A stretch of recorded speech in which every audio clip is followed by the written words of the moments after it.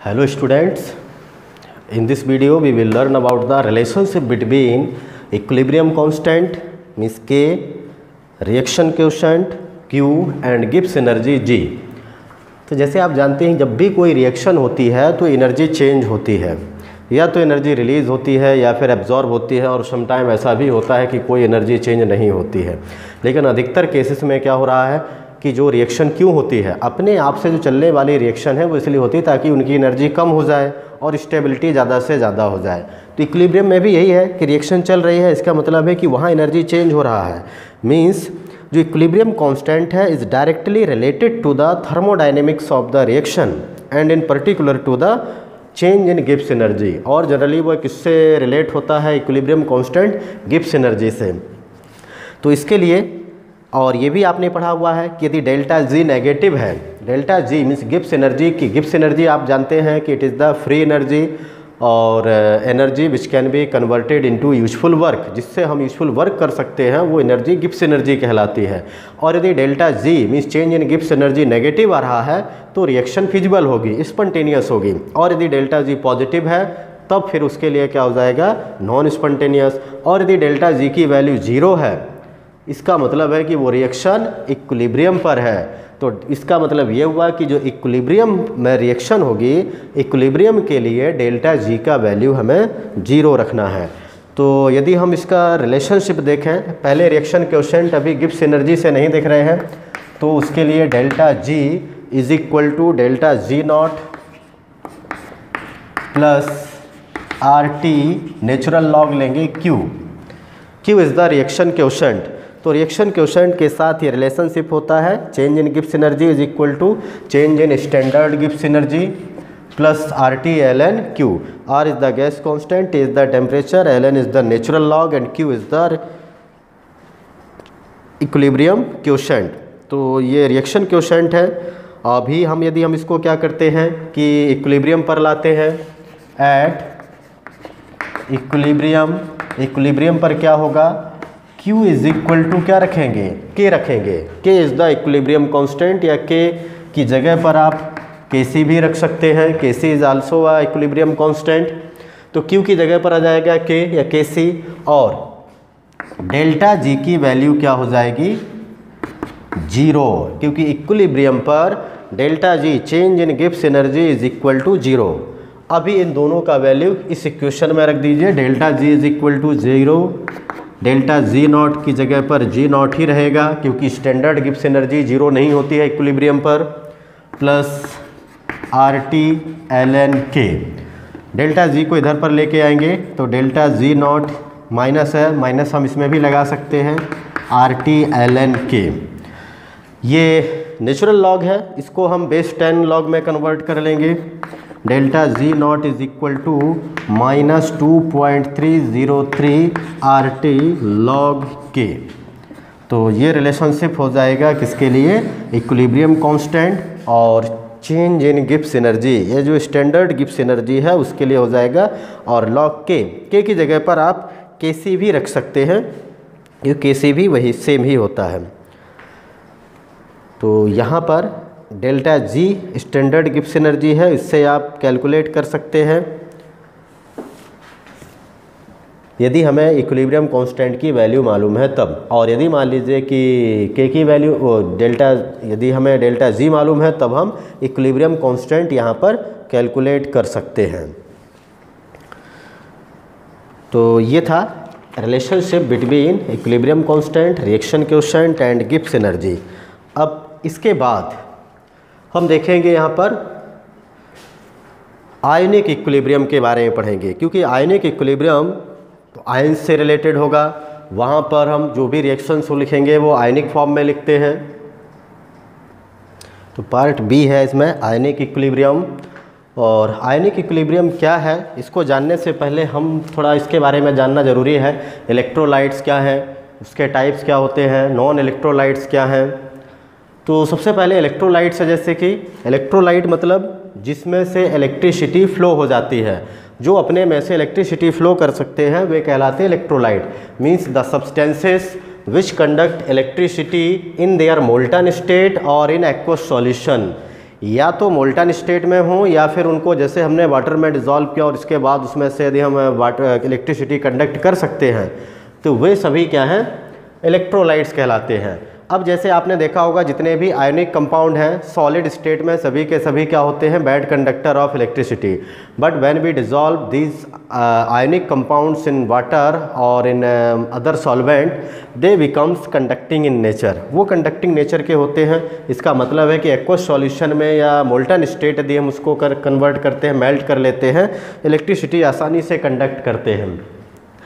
तो इलेक्ट्रिसिटी क्यों कंडक्ट करते हैं? सॉलिड स्टेट में उनके पास कोई भी क्योंकि फ्री आयंस नहीं होता है, लेकिन जब वही हम वाटर में डिज़ोल्व कर लेते हैं तो उनके पास फ्री आयंस हो जाते हैं। जैसे सोडियम क्लोराइड को आप डिज़ोल्व कर लेंगे तो सोडियम अलग हो जाएगा, क्लोराइड आयन अलग हो जाएगा, और जब अलग अलग हो जाएंगे अपोजिटली चार्ज आयंस हैं, ये अपोजिटली चार्ज इलेक्ट्रोड की तरफ जो है मूव करेंगे। इस तरह से इलेक्ट्रिसिटी कंडक्ट कर सकते हैं।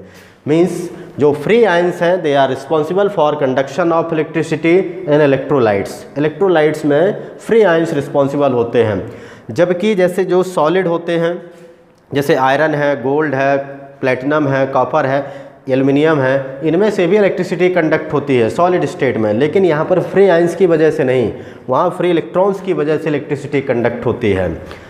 इलेक्ट्रोलाइट्स जो होते हैं these are of two types, ये दो तरह के होते हैं, एक स्ट्रॉन्ग इलेक्ट्रोलाइट और दूसरे होते हैं वीक इलेक्ट्रोलाइट। स्ट्रॉन्ग इलेक्ट्रोलाइट वे हैं जो लगभग कंप्लीटली आयोनाइज हो जाते हैं एक्वस सॉल्यूशन में। जैसे आपने मान लीजिए कि 10 ग्राम डिज़ोल्व किया, 10 में से 10 ग्राम ही लगभग यदि कंप्लीटली आयोनाइज हो जाए, 100% उसका डिग्री ऑफ डिसोसिएशन हो जाए, इसका मतलब है कि वो सब्सटेंस क्या कहलाएगा, स्ट्रॉन्ग इलेक्ट्रोलाइट। तो the substances which completely ionize in the solution they are called strong electrolyte। अब इसके लिए जैसे एग्जाम्पल जितने भी स्ट्रॉन्ग एसिड हैं, स्ट्रॉन्ग बेस या उनके बने हुए सॉल्ट, वीक एसिड और स्ट्रॉन्ग बेस का सॉल्ट भी स्ट्रॉन्ग आएगा, वीक यदि बेस है और स्ट्रॉन्ग एसिड है तब भी उसका सॉल्ट जो है स्ट्रॉन्ग ही होगा, और स्ट्रॉन्ग से भी मिलकर के स्ट्रॉन्ग ही बनते हैं अकॉर्डिंग टू पियर्सन कॉन्सेप्ट। तो HCl, H2SO4, NaOH, KOH, NaCl, KNO3 etc. These are the different examples of the strong electrolyte। और यदि हम इनको जैसे डिज़ोल्व करते हैं वाटर में, NaCl को हमने वाटर में डिज़ोल्व किया तो क्या होगा, कंप्लीटली आयोनाइज हो जाएगा, किसमें, sodium ion and chloride ion में। NaOH लेंगे तो sodium ion plus hydroxyl ion, HCl होगा तो हाइड्रोजन प्लस क्लोराइड आयन, ऐसे ये डिस्कम्प्लीटली आयोनाइज हो रहा है, मीन्स आयंस में कन्वर्ट हो जाएंगे, और जितना लेंगे लगभग सभी के सभी हो जाते हैं। वहीं वीक इलेक्ट्रोलाइट्स होते हैं वे सब्सटेंसेस जो पूरी तरह से डिसोसिएट ना होते हो। मान लीजिए कि आपने 10 ग्राम लिया, 10 में से पता चला कि 2 ही ग्राम उसमें डिसोसिएट हो पाया, बाकी 8 ग्राम अनडिसोसिएटेड फॉर्म में रह गया। तो ऐसे substances which ionize to a small extent in solution they are called weak electrolytes. जैसे वीक एसिड, वीक बेस, और वीक एसिड और वीक बेस से बने हुए जो सॉल्ट्स हैं वे भी क्या होंगे, वीक होते हैं। जैसे acetic acid CH3COOH, ammonium hydroxide, hydrogen cyanide HCN, ये वीक इलेक्ट्रोलाइट्स हैं। अमोनियम कार्बोनेट और भी ऐसे दूसरे कंपाउंड हो सकते हैं। अब यदि हम इनको वाटर में डिज़ोल्व करते हैं CH3COOH प्लस H2O, तो ये दोनों साइड मतलब इक्विलिब्रियम इस्टेब्लिश हो जाएगा कुछ समय के बाद, क्योंकि वहाँ पर दोनों तरह के कंपाउंड मिलेंगे। वीक इलेक्ट्रोलाइट में अनआयोनाइज्ड भी मिलेगा और कुछ हिस्सा इसका आयोनाइज भी हो जाएगा, तो CH3COO negative ion plus hydronium ion दोनों मिलेगा, आयंस भी मिलेंगे और इधर ये भी मिलेंगे। इसलिए हमने इस तरह से इक्विलिब्रियम का साइन लगा दिया है कि दोनों चीज़ वहाँ पर प्रेजेंट होंगी सॉल्यूशन में, जबकि यहाँ पर सिर्फ और सिर्फ हमें क्या मिलेगा, NaCl का आयंस ही मिलेगा। कोई भी मतलब मॉलिक्यूलर फॉर्म में या अनआयोनाइज्ड फॉर्म में स्ट्रॉन्ग इलेक्ट्रोलाइट यहाँ पर अवेलेबल नहीं होगा। हाँ, यदि मतलब एक जो सॉल्वेंट की मात्रा है वो लेकिन ज़्यादा होना चाहिए तभी है, क्योंकि यदि मान लीजिए सॉल्वेंट बहुत कम है और सॉलिड हमने स्ट्रॉन्ग इलेक्ट्रोलाइट उसमें मिक्स ज़्यादा कर दिया, उसको डिसोसिएट होने के लिए जगह ही नहीं मिल रही, तब तो डिसोसिएट नहीं होगा। लेकिन यदि सॉल्वेंट काफ़ी अवेलेबल है पर्याप्त सफिशिएंट में, तब ये पूरी तरह से डिसोसिएट होंगे और सिर्फ आयंस मिलेंगे, अनडिसोसिएटेड आयंस मॉलिक्यूल्स नहीं होंगे। यहाँ पर वीक इलेक्ट्रोलाइट में अनडिसोसिएटेड मॉलिक्यूल्स भी होंगे और डिसोसिएटेड मीन्स आयोनाइज्ड भी होगा कुछ अमाउंट में, तो आयंस भी मिल जाएंगे। इन्हें हम बोलते हैं, इस तरह से ये इलेक्ट्रोलाइट्स थे जिनमें से, लेकिन ध्यान रहे, इलेक्ट्रिसिटी कंडक्ट होती है। अब वहीं कुछ कंपाउंड ऐसे भी हैं जिनको वाटर में डिज़ोल्व कर देने पर उसमें से इलेक्ट्रिसिटी कंडक्ट नहीं होती है, तो उन्हें क्या बोलते हैं? उनको बोलेंगे नॉन इलेक्ट्रोलाइट। और एक ये भी है कि जिस कंपाउंड का डाइलेक्ट्रिक कांस्टेंट ज़्यादा होता है जिस सॉल्वेंट का, उसमें डिज़ोल्विंग पावर उस सॉल्वेंट की ज़्यादा होती है। और डाइलेक्ट्रिक कांस्टेंट होता है इन्वर्सली प्रोपोर्शनल किसके? Force of attraction between the oppositely charged ions. Oppositely charged ions में यदि फोर्स ऑफ अट्रैक्शन कम होता है तो डाइलेक्ट्रिक कांस्टेंट ज़्यादा होगा, और डाइलेक्ट्रिक कांस्टेंट ज़्यादा होता है इसका मतलब है कि उसमें डिज़ोल्विंग पावर भी उस सॉल्वेंट की ज़्यादा होती है। तो non electrolytes, the substances which do not conduct electricity in the molten state or in aqueous solution। जो ऐसे सब्सटेंस ना तो जो इलेक्ट्रिसिटी किस में कंडक्ट करते हैं, मोल्टन स्टेट में, और ना ही एक्वस सॉल्यूशन में, they are called non electrolytes. और नॉन इलेक्ट्रोलाइट्स में जैसे आप शुगर का सॉल्यूशन बना लीजिए, उसमें से करंट पास करने की सोचें तो करंट पास नहीं होगा। यूरिया है, ग्लिसरीन है, अल्कोहल है, डिफरेंट तरह के अधिकतर जो कुछ काफ़ी ऑर्गेनिक ऐसे कंपाउंड्स हैं जिनमें से इलेक्ट्रिसिटी फ्लो नहीं होती है, उसको हम नॉन इलेक्ट्रोलाइट्स बोलते हैं। तो ये एक जनरल मतलब इनका आइडिया था इलेक्ट्रोलाइट्स के बारे में, क्योंकि इलेक्ट्रोलाइट्स जो होते हैं वो आयंस में डिवाइड हो सकते हैं, और ये जो नॉन इलेक्ट्रोलाइट है इसका मतलब है कि यहाँ पर फ्री आयंस का फॉर्मेशन नहीं होता होगा, ये आयोनाइज नहीं होते हैं, और आयोनाइजेशन नहीं होने के कारण ही कैसे हैं, नॉन इलेक्ट्रोलाइट्स की कैटेगरी में है। मीन्स यहाँ पर कोई फ्री आयंस का फॉर्मेशन नहीं हो रहा है। तो ये था नॉन इलेक्ट्रोलाइट। तो आपने स्ट्रॉन्ग इलेक्ट्रोलाइट और वीक इलेक्ट्रोलाइट्स में भी देखा। स्ट्रॉन्ग इलेक्ट्रोलाइट को जनरली हम क्या करते हैं, सिंगल एरो लगा देते हैं वन साइड हेडेड एरो में, और वहीं पर वीक इलेक्ट्रोलाइट को जब हम रिएक्शन लिखते हैं तब उसके लिए डबल हेडेड एरो का यूज करते हैं, दोनों साइड उसमें एरो लगा देते हैं। इस इक्विलिब्रियम को इस्टेब्लिश करके दिखाया जाता है। नेक्स्ट है ionic equilibrium. Ionic equilibrium is the equilibrium which is established between the unionized molecule and the ions in the solution of weak electrolyte। weak electrolyte में ही क्या होगा, equilibrium मेंटेन हो जाता है जो अनआयोनाइज्ड मॉलिक्यूल और आयंस हैं इनके बीच में। जैसे अभी आपने देखा था एसिटिक एसिड का, मान लीजिए कि दूसरा भी हो सकता है, जैसे अमोनिया है, तो अमोनिया भी एक वीक इलेक्ट्रोलाइट है। इसको यदि आप वाटर में डिज़ोल्व करेंगे, इक्विलिब्रियम इस्टेब्लिश हो जाएगा कुछ समय के बाद, ammonium ion plus hydroxyl ion. तो यहाँ पर क्या है, मॉलिक्यूल भी है अनआयोनाइज्ड और दूसरी तरफ आयंस भी हैं, इनके बीच जो इक्विलिब्रियम इस्टेब्लिश होता है आयोनाइज्ड अनआयोनाइज्ड मॉलिक्यूल और आयंस के बीच में, उसी को हम क्या बोलते हैं, आयोनिक इक्विलिब्रियम बोलते हैं। तो आयोनिक इक्विलिब्रियम जनरली जो एसिड हैं, बेस हैं, उनमें देखने को मिल जाता है, और इससे रिलेटेड आगे भी टॉपिक पढ़ेंगे, लेकिन हम सबसे पहले इसके बाद पढ़ेंगे एसिड बेस कॉन्सेप्ट। अलग अलग तरीके से एसिड और बेस को जैसे डिफ़ाइन किया गया है, कॉमन आप डेली लाइफ में देखते हैं, कुछ एसिड भी आप यूज करते हैं, बेसिस को भी यूज करते हैं। तो एसिड बेस क्या है, तो एसिड बेस कॉन्सेप्ट में जैसे हम जनरल जो पढ़ते हैं, अर्लियर व्यूज़ जो शुरुआत में देखा गया कि एसिड्स जनरली हम क्या पढ़ते हैं कि एसिड आर सोर इन टेस्ट, वे सब्सटेंस जो स्वाद में खट्टे हैं, टेस्ट में खट्टे लगते हैं, वो सोर इन टेस्ट वाले सब्सटेंस एसिड कंटेन करते हैं। And they have the properties to turns blue litmus to red, ये ब्लू लिटमस को रेड में कन्वर्ट कर देते हैं acid. Soluble in water, their pH value is less than 7 से कम होता है पीएच वैल्यू एसिड्स का।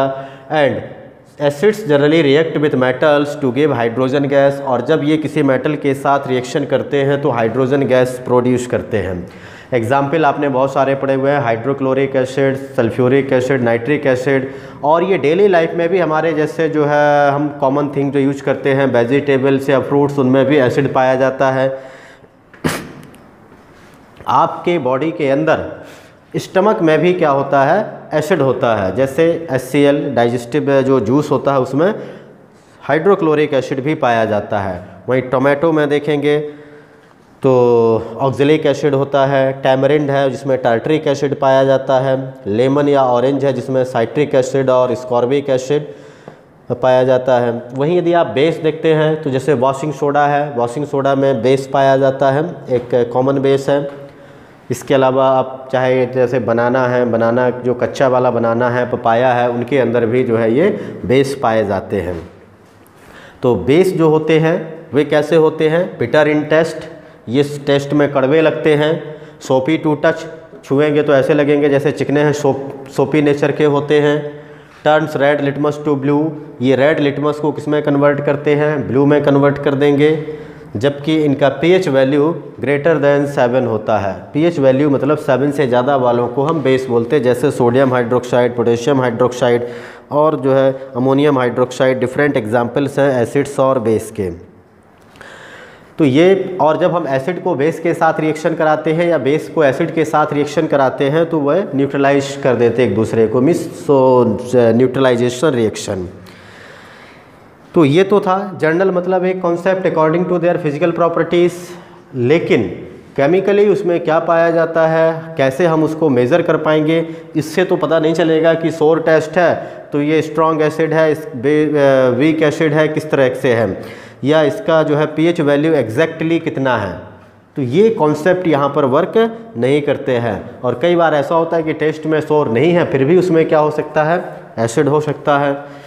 या बिटर नहीं है फिर भी बेस हो सकता है, थोड़ा बहुत कहीं पर ऐसा भी पाया जा सकता है। लेकिन ये तो जनरली कॉमन प्रॉपर्टीज़ थी एक एसिड और बेस की। तो इसके बाद जो बाद में दूसरे थ्योरीज़ दी गई, अलग अलग थ्योरीज़ दी गई एसिड और बेस को एक्सप्लेन करने के लिए कि क्वांटिटेटिवली उसमें हम क्या ऐसा पाते हैं कि उससे कैलकुलेट भी कर सकते हैं। तो सबसे पहले 1884 में अरेनियस के द्वारा कॉन्सेप्ट दिया गया, Arrhenius concept of acid and base. तो according to Arrhenius concept of acid and base, what is acid and what is base? Acid जो होते हैं, an acid is a substance which dissociate in aqueous solution to give hydrogen ion।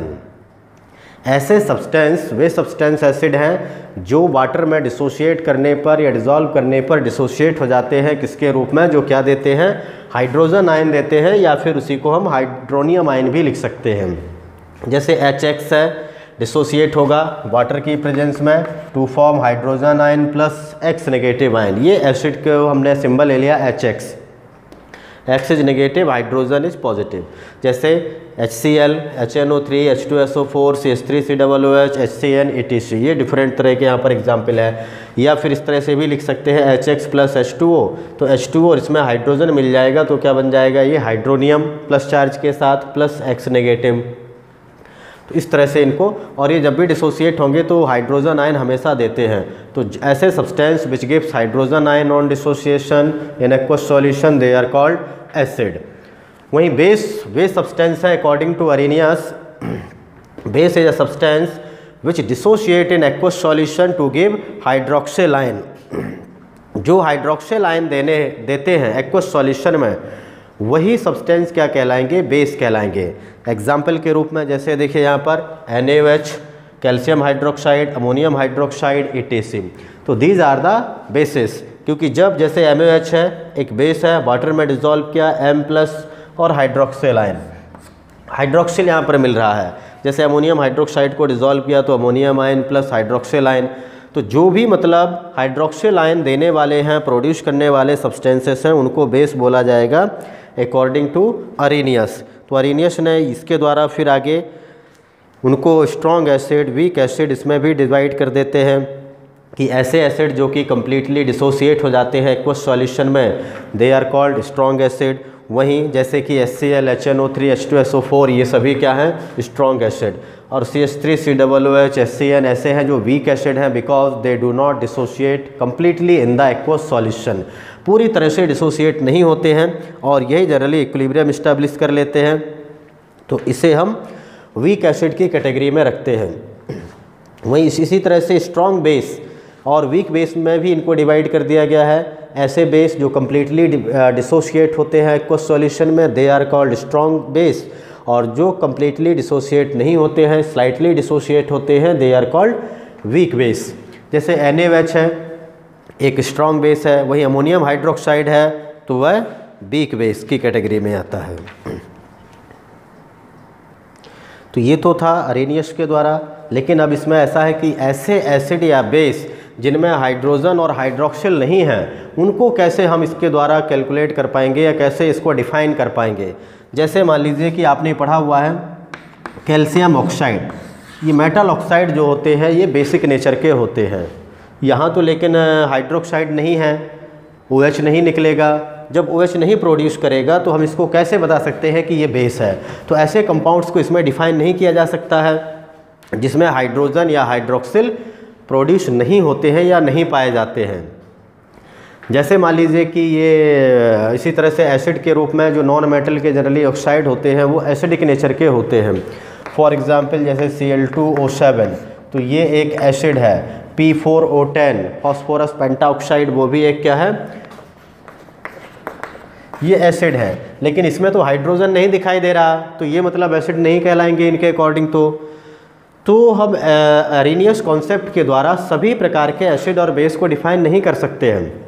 उन्हीं acid और base को define किया जा सकता है जिसमें H या OH आयंस भी साथ में पाए जाते हैं। तो इसके आगे हम दूसरा कॉन्सेप्ट पढ़ेंगे, ब्रॉन्स्टीड-लोरी कॉन्सेप्ट। तो according to Bronsted and Lowry concept, ये Johannes Bronsted and Thomas M Lowry, इन्होंने 1923 में ये अरेनियस कॉन्सेप्ट जो एसिड बेस था अरेनियस के द्वारा दिया गया था उसको ही फर्दर और एक्सटेंड किया, और उसी में जो है उन्होंने ये जोड़ा कि acid is a substance which can donate proton, मतलब जो प्रोटॉन को डोनेट कर सकते हैं या प्रोटॉन रिलीज कर सकते हैं, they are called acid. Proton का मीनिंग है हाइड्रोजन आयन ही, मीन्स जो एसिड अरेनियस के एसिड थे वही सेम एसिड ब्रॉन्स्टीड-लोरी कॉन्सेप्ट में भी एसिड होगा। मीन्स जितने भी अरेनियस एसिड्स हैं आर आल्सो ब्रॉन्स्टीड-लोरी एसिड्स। और base is a substance according to Bronsted Lowry concept, base is a substance which can accept proton. तो प्रोटॉन एक्सेप्टर मतलब जो हाइड्रोजन आयन को एक्सेप्ट कर सकते हैं वही क्या कहलाएंगे, बेस कहलाते हैं। अब यहाँ पर जैसे एसिड इज मतलब प्रोटॉन डोनर हो गया और बेस प्रोटॉन एक्सेप्टर हो गया, तो एक डोनेट करने वाला और एक एक्सेप्ट करने वाला। अरेनियस में तो ऐसा नहीं था, अरेनियस ने बताया था कि जो हाइड्रोक्सिल दे सकते हैं, हाइड्रोक्सिल आयन डोनेट कर सकते हैं वो बेस, लेकिन यहाँ थोड़ा सा अलग है। मीन्स जो अरेनियस के बेस थे वो ब्रॉन्स्टीड-लोरी बेस नहीं होंगे, वो उनसे अलग होते हैं। अब अभी देखिए जैसे एक एग्जाम्पल, जैसे HCl है और अमोनिया है, इनको यदि आप रिएक्शन कराएंगे तो किसका फॉर्मेशन होगा, यहाँ पर HCl और अमोनिया को रिएक्शन कराने पर ये बन जाएगा, ये डोनेट कर देगा इसको, ये डोनेट यदि हाइड्रोजन आयन इसको डोनेट करेगा तो ये हो जाएगा NH4 पॉजिटिव प्लस, और साथ में क्या हो गया ये क्लोराइड आयन।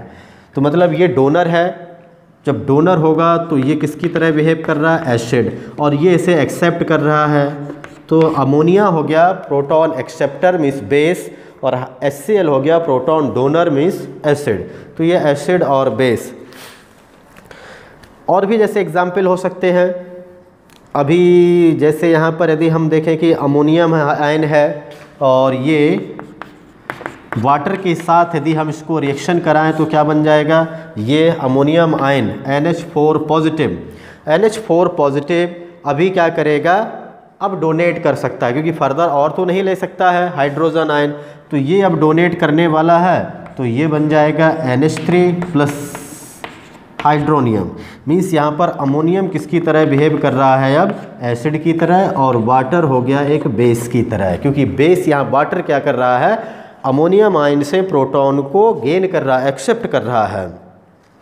तो ऐसे कोई भी हो सकते हैं जो प्रोटॉन डोनर और प्रोटॉन एक्सेप्टर हो सकता है, और भी जैसे एग्जाम्पल आप इसमें देख सकते हैं।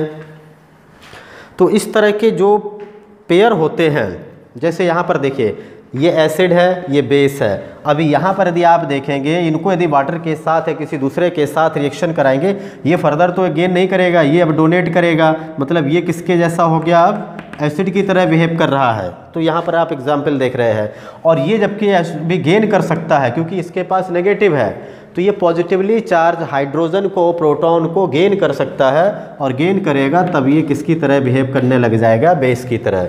तो यहाँ पर HCl एसिड था, यहाँ क्लोराइड आयन बेस है। इस तरह के पेयर को कंजुगेट एसिड बेस पेयर बोलते हैं।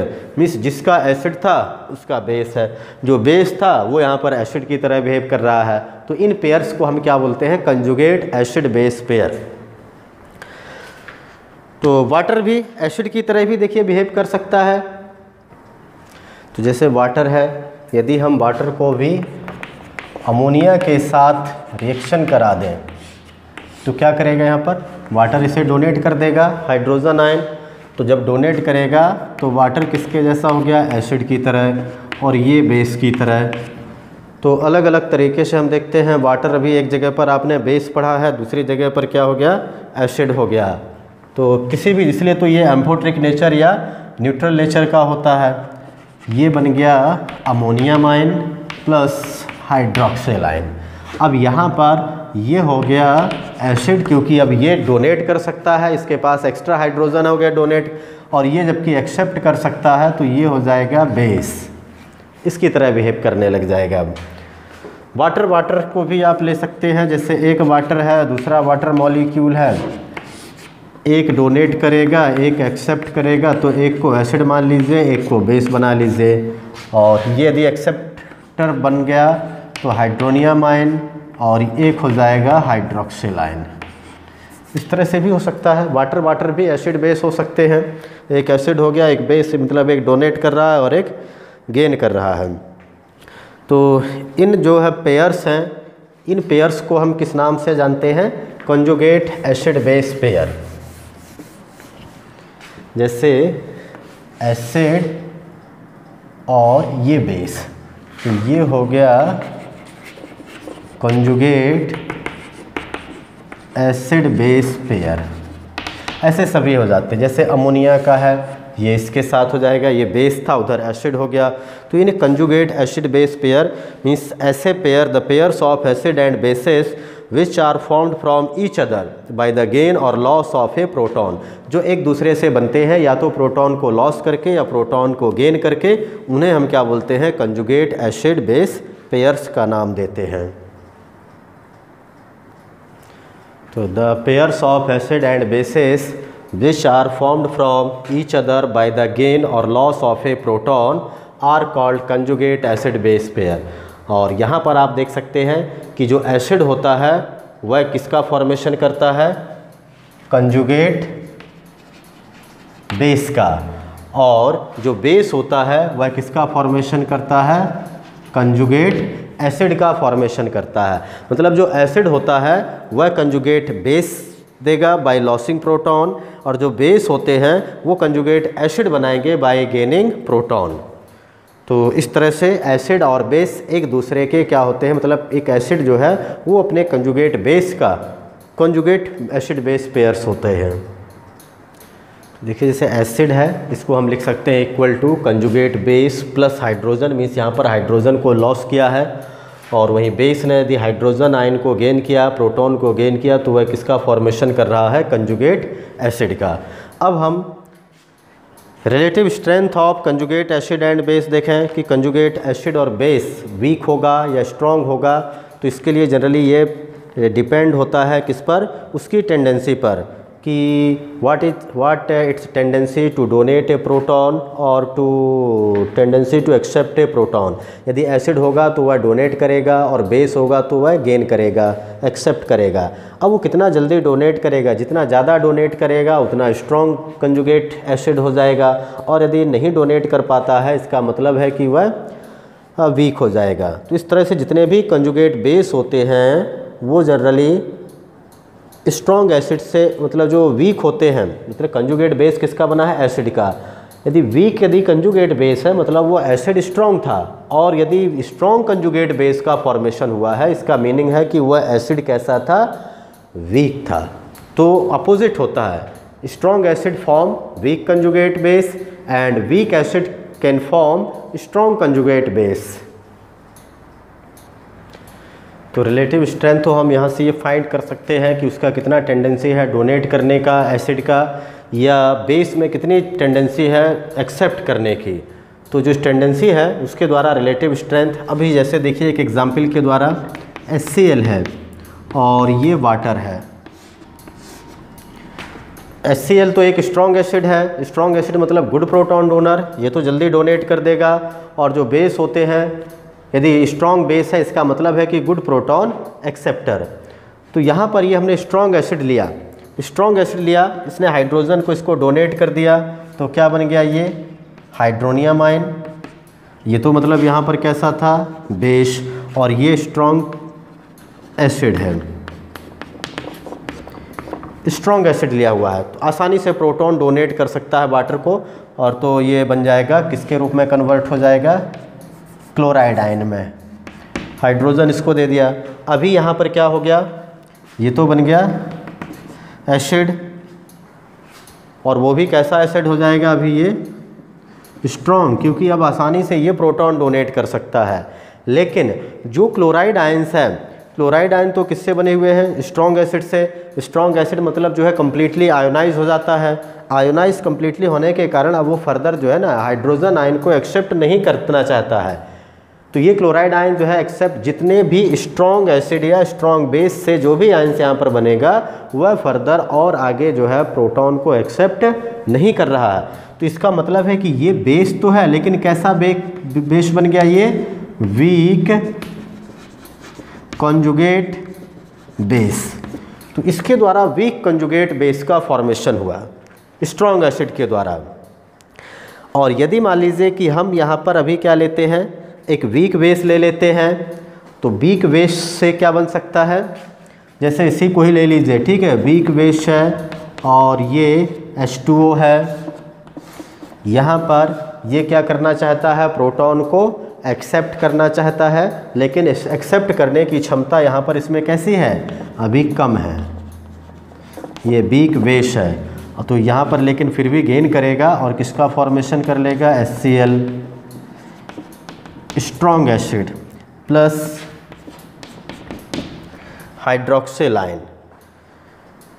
तो वीक बेस था, वीक बेस से किसका फॉर्मेशन हो गया, स्ट्रॉन्ग एसिड, फिर वहीं पर बन गया। तो यहाँ पर वही है कि जितने भी स्ट्रॉन्ग एसिड हैं वो देंगे वीक कंजुगेट बेस, और यदि स्ट्रॉन्ग बेस होगा तो वह किसका फॉर्मेशन करेगा। तो जैसे देखिए यदि हम ये वीक एसिड लेते हैं CH3COOH, ये तो वीक एसिड है, इसको वाटर के साथ रिएक्शन कराएंगे, वाटर यहाँ पर एक बेस की तरह बिहेव करेगा और ये इसे डोनेट करेगा, तो ये बन जाएगा hydronium ion plus acetate ion. ये एक स्ट्रॉन्ग कंजुगेट बेस बन जाएगा, जबकि ये रह जाएगा यहाँ पर एसिड। तो देखिए वीक एसिड था, वीक एसिड से हमें किस तरह का मिला, स्ट्रॉन्ग कंजुगेट बेस मिलेगा। स्ट्रॉन्ग एसिड से क्या मिलेगा, वीक कंजुगेट बेस का फॉर्मेशन होता है।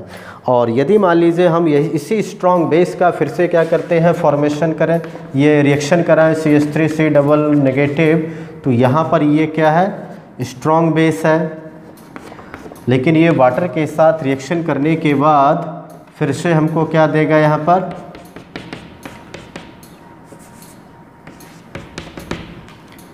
Week conjugate acid. तो स्ट्रॉन्ग बेस से क्या मिला, वीक कंजुगेट एसिड, और वीक एसिड से क्या मिल रहा है, स्ट्रॉन्ग कंजुगेट बेस। मतलब ये जस्ट अपोजिट हो जाते हैं, यदि स्ट्रॉन्ग है तो वीकर पार्ट मिलेगा और वीक है तो हमें क्या मिलेगा, स्ट्रॉन्गर पार्ट मिलता है उसका अपोजिट। तो ये देखिए जैसे यहाँ पर कंक्लूजन है कि strong acid has weak conjugate base, वहीं weak acid has strong conjugate base, just opposite है। और यदि हम स्ट्रॉन्ग बेस ले रहे हैं तो इसके पास क्या होगा, strong base has weak conjugate acid and weak base has strong conjugate acid. तो ये देख पा रहे होंगे इस तरह से इसको, क्योंकि एक्चुअल में ये जो ब्राउनस्टीड-लोरी कॉन्सेप्ट है इसका काफ़ी एडवांटेज भी है। एडवांटेज ये है कि ये ऐसे सब्सटेंस जो कार्बोनेट हों या अमोनिया हैं, इनके भी मतलब एक बेसिक कैरेक्टर को एक्सप्लेन करता है जिनमें हाइड्रोक्सिल आयन नहीं है। तो ऐसे एक substance which do not contain hydroxyl ion, Bronsted Lowry concept also explain there जो है बेसिक कैरेक्टर, उनके भी बेसिक कैरेक्टर को एक्सप्लेन कर सकता है। इसके अलावा और ये जो थ्योरी है ब्राउनस्टीन-लोरी कॉन्सेप्ट है is not limited two molecule but also covers even the ionic species. ये यहाँ पर आयनिक स्पीसीज जो इसमें इन्वॉल्व होती है एसिड या बेस की तरह जो एक्ट करता है उसके कैरेक्टर को भी एक्सप्लेन करने में हेल्पफुल है। तो इस तरह से एसिड बेस रिएक्शन जो है नॉन एक्वस मीडियम में भी ये एक्सप्लेन कर सकता है, ज़रूरी नहीं है कि यहाँ पर एक्वस मीडियम ही हो, नॉन एक्वस के साथ भी ये एक्सप्लेन कर सकता है। लेकिन फिर भी ब्राउनस्टीन-लोरी कॉन्सेप्ट में कुछ यहाँ पर भी लिमिटेशंस रह गई थी। और अरेनियस कॉन्सेप्ट से तो वैसे मतलब इसकी ज़्यादा वाइडर एप्लीकेशंस हैं, लेकिन फिर भी यहाँ पर कुछ लिमिटेशंस हैं। जैसे मान लीजिए एक बोरॉन ट्राईफ्लोराइड कंपाउंड है BF3 एल्युमिनियम क्लोराइड, वो एसिड की तरह बिहेव करते हैं, यहाँ पर उनके एसिड को भी हम एक्सप्लेन नहीं कर सकते हैं।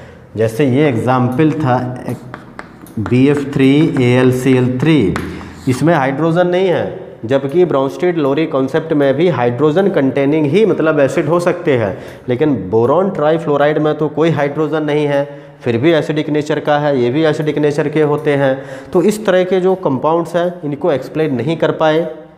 हाइड्रोजन जो कंटेनिंग एसिड नहीं, वो हाइड्रोजन कंटेनिंग एसिड तो एक्सप्लेन कर पाए, लेकिन जिनमें हाइड्रोजन नहीं था उनको एक्सप्लेन नहीं कर पाए। तो इस तरह से इनको आगे फिर Lewis concept of acid and base, इसमें मतलब इन कमी को दूर किया गया है और एक जो है वाइडर लेवल पर एसिड और बेस को वहाँ पर एक्सप्लेन किया गया है लुईस कॉन्सेप्ट में। लेकिन ये लुईस कॉन्सेप्ट ऑफ एसिड और बेस हम अगले वीडियो में पढ़ेंगे। आज के वीडियो में इतना ही। Thank you, have a nice day.